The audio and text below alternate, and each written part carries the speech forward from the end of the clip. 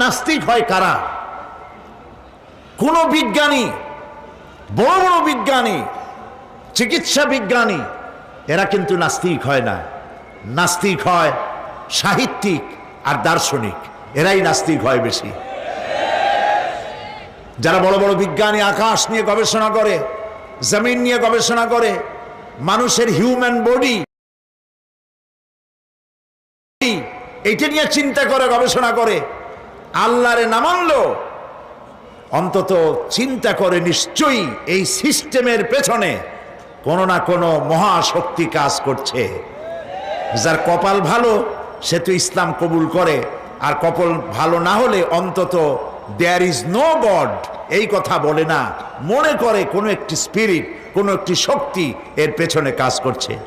কেবলমাত্র শান্তিনিকেতনের মুরিদ যারা, ওইখানকার খলিফা যারা, এরকমের সাহিত্যিক, এরকমের দার্শনিক, ওরাই দুনিয়ার সব বোঝে, আল্লাহরে বোঝে না।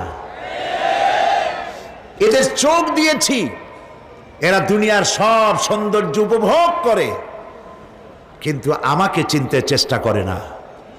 তারা আমার কিতাব দেখে না, আমার সৃষ্টি দেখে আমাকে অনুভব করতে চেষ্টা করে না।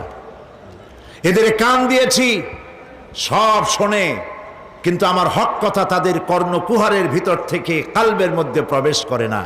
এদের কালব মরে গিয়েছে। এই জন্য কালব হচ্ছে আসল জিনিস।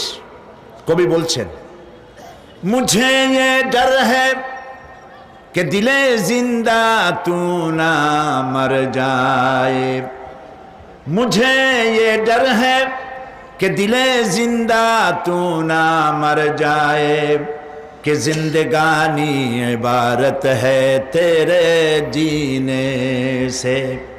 मुझे ये डर है कि दिले जिंदा तू ना मर जाए, আমার এই ভয় হয়, হে আমার জীবিত আত্মা, তোর জন্য মৃত্যু না হয়ে যায়। কারণ তোর বেঁচে থাকার অর্থই হলো আমার বেঁচে থাকা, আর তুই মরে যাওয়ার অর্থ হলো আমি মরে যাওয়া।